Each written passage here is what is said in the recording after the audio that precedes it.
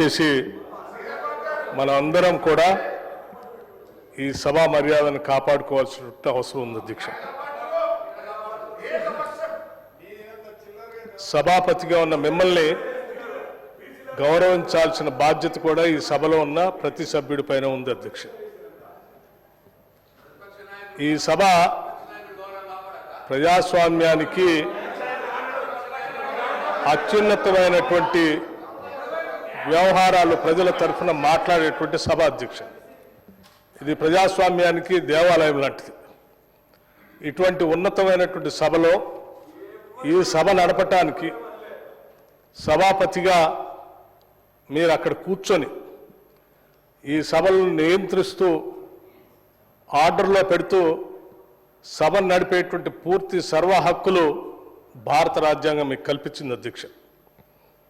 ఆ వేదిక పై నుండి అనేక మంది మహానుభావులు, గొప్ప గొప్ప వ్యక్తులు అక్కడ కూర్చొని ఈ రాష్ట్రంలో, ఆనాడు ఉమ్మడి రాష్ట్రంలో కూడా ప్రజాస్వామ్యాన్ని కాపాడటం కోసం వారు ఇచ్చినటువంటి నిర్ణయాలు సభ మొత్తం అంగీకరించి వాటిని ముందు తీసుకుపోయినటువంటి ఉదంతాలు కూడా ఉన్నాయి అధ్యక్ష.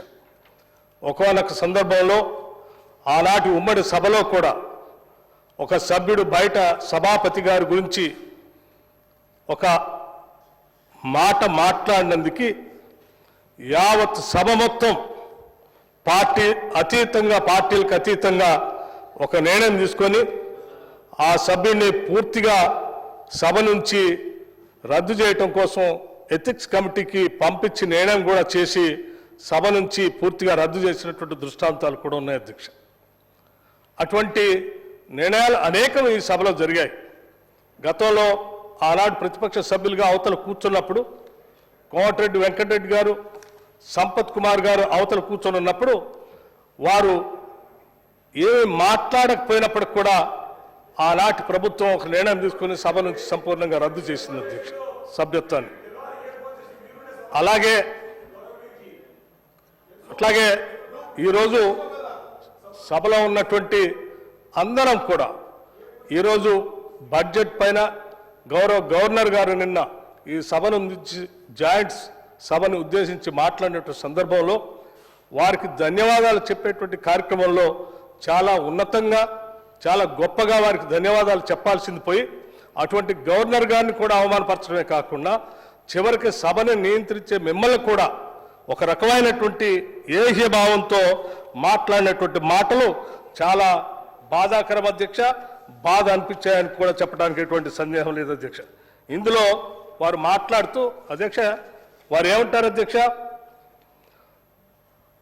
మా అందరి తరఫున మీరు పెద్ద మనిషిగా మాత్రమే అక్కడ కూర్చున్నారు తప్ప ఈ సభ నీ సొంతం కూడా కాదు.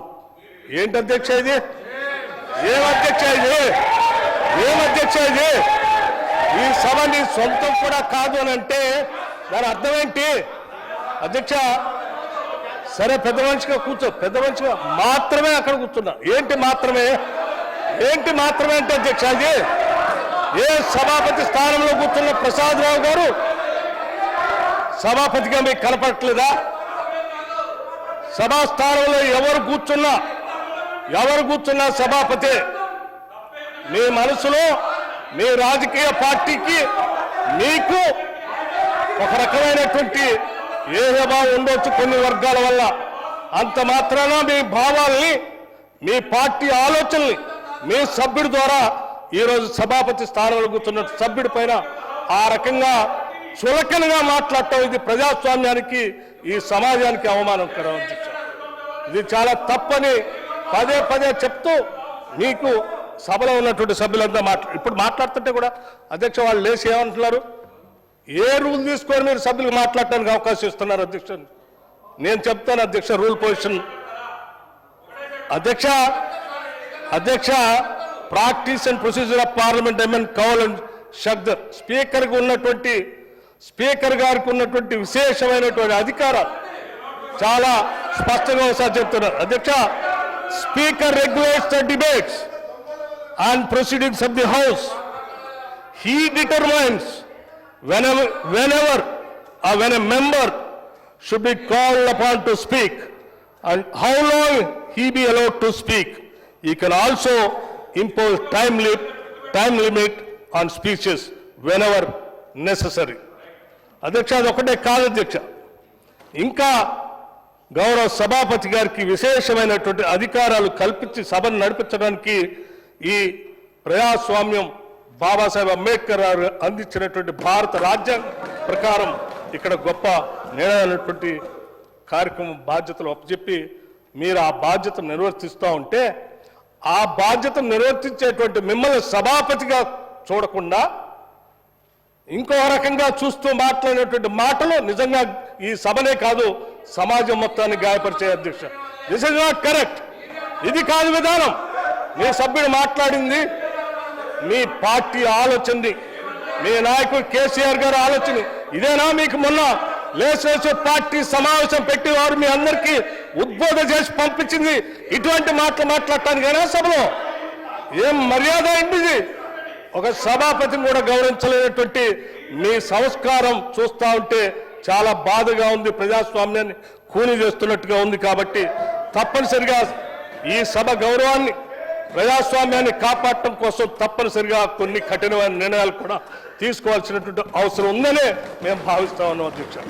ఇప్పటివరకు సభ్యులు మాట్లాడినటువంటి అంశాలు, అనేక మంది మంత్రులు మీ దృష్టికి తీసుకొచ్చినటువంటి అంశాలు, మీరు పదే పదే వారిని వారించి సభను ఆర్డర్లో పెట్టి సభ్యుడు గౌరవంగా మాట్లాడటం కోసం మీరు చేసిన ప్రయత్నాన్ని కూడా వారు క్వశ్చన్ చేస్తూ మాట్లాడినటువంటి విధానాన్ని తీవ్రంగా మేమందరం దీన్ని ముక్త కంఠంతో ఖండిస్తూ సభా ఉందాన్ని, సభా గౌరవాన్ని, ఈ ప్రజాస్వామ్యాన్ని కాపాడటం కోసం డెఫినెట్గా ఆ సభ్యుడు మూడ్ ఆఫ్ ది హౌస్ ప్రకారం ఆ సభ్యుడిని, సరే మా సభ్యులు చాలా మంది పూర్తిగా ఈ సభ నుంచి ఎక్స్పెల్ చేయమని చెప్పినారు, కానీ మాకు ప్రజాస్వామ్యం మీద గౌరవం ఉంది, సభా వ్యవహారాలపైన గౌరవం ఉంది. ఇదే అధ్యక్ష మాట్లాడుతున్నటువంటి ప్రతి సందర్భంలో ఈ రకమైనటువంటి రన్నింగ్ కామెంట్ చేస్తూ సభని నవ్వులు పాలు చేసేటువంటి వ్యవహారమే ఇది ప్రజాస్వామ్యానికి పతనానికి దారితీస్తుంది అధ్యక్ష. ఇది కరెక్ట్ కాదు.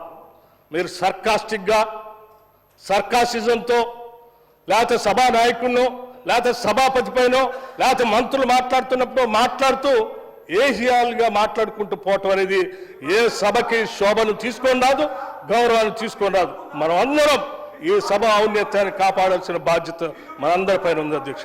అందుకే మాకు ప్రజాస్వామ్యం పైన సంపూర్ణమైనటువంటి గౌరవం, మర్యాదలు, ఈ ప్రజాస్వామ్యాన్ని కాపాడాలనేటువంటి ఆలోచన కలిగినటువంటి జాతీయ పార్టీగా, రాజకీయ పార్టీగా మేము ఆలోచన చేసి ఒక నిర్ణయం చెప్తున్నాం. పూర్తిగా సభ్యుడిని ఈ సభ నుంచి ఎక్స్పెల్ చేసేటువంటి విధానం గురించి, తదుపరి చర్యల గురించి డెఫినెట్గా మీ ద్వారా ఆ సభ్యుడు వ్యవహారశాలపైన ఎథిక్స్ కమిటీకి పంపించండి. ఎథిక్స్ కమిటీ నిర్ణయం చేసి వాళ్ళు ఏం చెప్తారో ఆ తదుపరి నిర్ణయం తీసుకుందాం. అప్పటి వరకు మాత్రం ఈ సెషన్గా మాత్రం ఈ సభ్యుని సంపూర్ణంగా సభ నుంచి సస్పెండ్ చేసి ఒక గౌరవాన్ని, ఒక సందేశాన్ని, ఒక మెసేజ్ని ప్రజాస్వామ్యాన్ని కాపాడటం కోసం ఒక నిర్ణయం తీసుకోవాల్సిందిగా నేను మీకు విజ్ఞప్తి చేస్తా ఉన్నాను అధ్యక్ష. ధన్యవాదాలు.